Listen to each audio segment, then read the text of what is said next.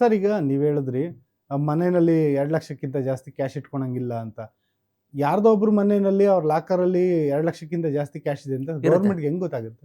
ಇಲ್ಲ, ಈಗ ಗೌರ್ಮೆಂಟಿಗೆ ಗೊತ್ತಾಗಲ್ಲ. ಹ್ಮ್ ಗೌರ್ಮೆಂಟಿಗೆ ಗೊತ್ತಾಗಲ್ಲ ಅಂದ ತಕ್ಷಣ ನಾನು ಇಟ್ಕೊಂಡ್ಬಿಟ್ಟೆ ಅಂತ ತಿಳ್ಕೊಳ್ಳಿ. ಹ್ಮ್ ನಾನು ಇಟ್ಕೊಂಡಾಗ ಒಂದ್ಸರಿ ಯಾವುದೇ ಗೌರ್ಮೆಂಟ್ ಏಜೆನ್ಸಿ ಇರಲಿ, ಯಾವುದೇ ಗೌರ್ಮೆಂಟ್ ಏಜೆನ್ಸಿ ನಮ್ಮ ಮನೆಗೆ ಬಂದುಬಿಟ್ಟು ಚೆಕ್ ಮಾಡಿದಾಗ ನೀವು ಇಟ್ಕೊಳ್ಳೋದು ತಪ್ಪಲ್ಲ. ಈವನ್ 2 ಲ್ಯಾಕ್ಕಿಂತ ಹೆಚ್ಚಿಗೆ ಇಟ್ಕೋಬೋದು. ಯಾಕಂದರೆ ಒಂದಿಷ್ಟು ಜನ ಕೋಟ್ಯಾಂಗಟ್ಟಲೆ ದುಡ್ಡು ಇಟ್ಕೊಂಡಿರ್ತಾರೆ. ಹೌದು, ಹೌದು. ಸೊ ಅದೇನು ಇಲ್ಲಿಗಲ್ ಅಲ್ಲ. ಹ್ಮ್ ಬಟ್ ಯಾವ್ದು ಇಲ್ಲಿಗಲ್ ಅಂದರೆ ಅವರು ಕ್ವಶನ್ ಮಾಡಿದಾಗ ಇದ್ರ ಸೋರ್ಸ್ ಎಲ್ಲಿಂದ ಬಂತು, ಹಾ. ಯಾರು ಕೊಟ್ಟಿದ್ದಾರೆ ಅಂತ ಬಂದಾಗ ನೀವು ಕರೆಕ್ಟಾಗಿ ರಿಪೋರ್ಟ್ ಮಾಡಿದರೆ ಅಥವಾ ಕರೆಕ್ಟಾಗಿ ನೀವು ಅಕೌಂಟ್ ಹೇಳಿದರೆ ಅವಾಗ ಏನು ಇಶ್ಯೂ ಆಗಲ್ಲ. ನೀವು ಅನ್ಅಕೌಂಟೆಡ್ ಯಾವುದೂ ಹೇಳಲಿಕ್ಕೆ ಆಗಲ್ಲ, ಯಾರು ಕೊಟ್ಟಿದ್ದಾರೆ ಅಂತಲೂ ಗೊತ್ತಿಲ್ಲ, ನಾವು ಎದಕ್ಕೆ ಇಟ್ಟಿದ್ದೀವಿ ಅಂತಲೂ ಗೊತ್ತಿಲ್ಲ, ಹ್ಮ್. ಎಲ್ಲಿಂದ ದುಡ್ಡು ಬಂತನೂ ಗೊತ್ತಿಲ್ಲ ಅಂದಾಗ ಅವಾಗ ಸಮಸ್ಯೆ ಆಗುತ್ತೆ. ಹಾ, ಹಾ, ಹಾ. ಇದು ಕೇವಲ ನಾವು ಬ್ಲ್ಯಾಕ್ ಮನಿನ ಕರ್ಬ್ ಮಾಡೋದಕ್ಕೆ ಗೌರ್ಮೆಂಟ್ ಈ ಒಂದು ರೂಲ್ಸ್ ತಂದಿದೆ ಅಂತ ಅನ್ಕೊಬೇಕು, ಅಥವಾ ಏನಾದ್ರು ಈ ಕೋಟಾ ನೋಟ್ ಅವಳಿನ ನಿಯಂತ್ರಣ ಮಾಡಕ್ಕೂ ಇರ್ಬೋದಾ? ಎರಡು ಹ್ಮ್.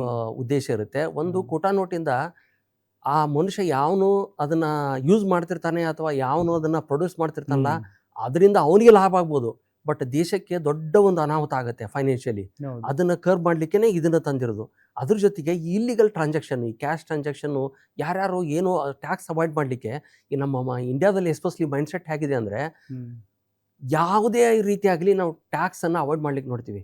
ಅದಕ್ಕೆ ಯಾವ್ದು ಬೇಕಾದನ್ನ ಮಾರ್ಗವನ್ನು ಹುಡುಕ್ತೀವಿ. ಹ್ಮ್. ಸೊ ಅಂಥ ಮಾರ್ಗದಲ್ಲಿ ಇದು ಒಂದು ಮಾರ್ಗ ಆಗಿಬಿಟ್ಟಿದೆ, ಕ್ಯಾಶ್ದಲ್ಲಿ ಟ್ರಾನ್ಸಾಕ್ಷನ್ ಮಾಡೋದು ಅಂಥದ್ದೆಲ್ಲ.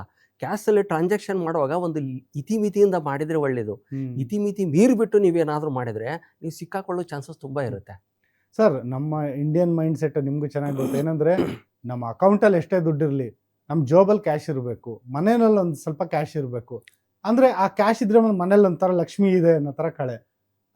ಅಂದ್ರೆ ಈ ಗೌರ್ಮೆಂಟ್ ಇವಾಗ ಕ್ಯಾಶ್ಲೆಸ್ ಅಂತ ಹೋಗ್ತಿದೆಯಲ್ಲ, ಅದು ದೇಶಕ್ಕೆ ಆರ್ಥಿಕವಾಗಿ ಏನೋ ಲಾಭ ಆಗ್ಬೋದು, ಬಟ್ ಜನರ ಒಂದು ಆ ಮೆಂಟಾಲಿಟಿಗೂ ಗೌರ್ಮೆಂಟ್ನ ಥಿಂಕಿಂಗು ಎಲ್ಲ ಒಂದ್ ಕಡೆ ಡಿಫ್ರೆನ್ಸ್ ಇದೆ ಅಂತ ಇಲ್ಲ, ಅನ್ಸಲ್ಲ? ಆ ಥರ ಏನಲ್ಲ. ನೀವು ಕ್ಯಾಶ್ ಇಟ್ಕೋಬೋದು. ಹ್ಮ್. ಈಗ ಫಾರ್ ಎಕ್ಸಾಂಪಲ್ ನಿಮ್ಮದು 1 ಲಕ್ಷ 5 ಲಕ್ಷ ಮಂತ್ಲಿ ಇನ್ಕಮ್ ಇದೆ ಅಂತ ತಿಳ್ಕೊಳ್ಳಿ. ಹ್ಮ್. ನೀವೆಲ್ಲದೂ ಹೋಗ್ಬಿಟ್ಟು ಬ್ಯಾಂಕ್ನಲ್ಲಿ ಡಿಪಾಸಿಟ್ ಮಾಡಿ ಅಂತ ಗೌರ್ಮೆಂಟಿಗೆ ಹೇಳ್ತಾ ಇಲ್ಲ. ಹ್ಮ್.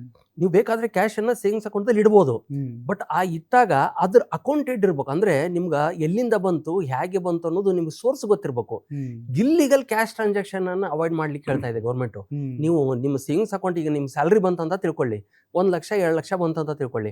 ಆ 1 ಲಕ್ಷ 2 ಲಕ್ಷ ಫುಲ್ ಅಮೌಂಟನ್ನು ಹ್ಮ್. ನೀವು ಬ್ಯಾಂಕಿನ ವಿಡ್ರಾ ಮಾಡ್ಕೊಂಡ್ಬಿಟ್ಟು ಸೇವಿಂಗ್ಸ್ ಬ್ಯಾಂಕ್ ದುಡ್ಡು ತಗೊಂಡ್ಬಿಟ್ಟು ನೀವು ಕ್ಯಾಶನ್ನು ನೀವು ಮನೆಯಲ್ಲಿ ಇಡ್ಬೋದು. ಹ್ಮ್. ಅದಕ್ಕೆ ಯಾರ್ದು ಏನೂ ಲಿಮಿಟೇಷನ್ ಇಲ್ಲ ಅಥವಾ ರಿಸ್ಟ್ರಿಕ್ಷನ್ಸ್ ಇಲ್ಲ. ಬಟ್ ಅನ್ಅಕೌಂಟೆಡ್ 1 ಲಕ್ಷ 2 ಲಕ್ಷ ಇಟ್ಟರೆ ಅದಕ್ಕೆ ನೀವೇ ಜವಾಬ್ದಾರ ಆಗಿರ್ತೀರಿ. ಕೆಲವೊಬ್ಬರು ಸರ್, ಇವಾಗ ನಾವು ಈ ನ್ಯೂಸ್ಗಳಲ್ಲಿ ನೋಡ್ತಾ ಇರ್ತೀವಿ, ಈ ಲಕ್ಷ್ಮೀ ಪೂಜೆ ಆ ಥರದ್ದು ಎಲ್ಲ ಮಾಡ್ತಾರಲ್ಲ, ಅವಾಗ ಭಾರಿ ಪ್ರಮಾಣದಲ್ಲಿ ಕೋಟ್ಯಾಂತರ ರೂಪಾಯಿ ದುಡ್ಡು ಒಡವೆಗಳನ್ನ ಎಲ್ಲ ಇಟ್ಟು ಎಲ್ಲ ಪೂಜೆ ಮಾಡ್ತಾರೆ. ಅದನ್ನ ಫೋಟೋ ತೆಗೆದು ಸೋಷಿಯಲ್ ಮೀಡಿಯಾಗೆಲ್ಲ ಹಾಕ್ತಾರೆ, ಮೀಡಿಯಾಗಳಲ್ಲೂ ಬರುತ್ತೆ, ಯಾರ್ದೋ ಒಬ್ಬರು ಮನೆಯಲ್ಲಿ 2 ಕೋಟಿ ದುಡ್ಡು ಇಟ್ಟು ಇದು ಮಾಡಿದ್ರು ಅಂತ. ನೀವು ಹೇಳಿದ್ರಿ ಇಷ್ಟು ದುಡ್ಡು ಇದೆ ಅಂತ ಗೌರ್ಮೆಂಟಿಗೆ ಗೊತ್ತಾದ್ರೆ ಆಕ್ಷನ್ ತಗೊಳುತ್ತೆ ಅಂತ. ಆಯ್ತು, ಇವಾಗ ಗೊತ್ತಾಯ್ತು ಅವ್ರಿಗೆ, ಇವರು ಸೋಷಿಯಲ್ ಮೀಡಿಯಾದಲ್ಲೇ ಹಾಕೊಂಡಿದ್ದಾರೆ ಅವ್ರ ಮನೆ ಲಕ್ಷ್ಮೀ ಪೂಜೆ ಸಮಯದಲ್ಲಿ ಇಷ್ಟು ದುಡ್ಡಿತ್ತು ಅಂತ. ಅವ್ರ ಮೇಲೆ ಯಾವೆಲ್ಲ ಆಕ್ಷನ್ಗಳಾಗ್ತವೆ ಸರ್?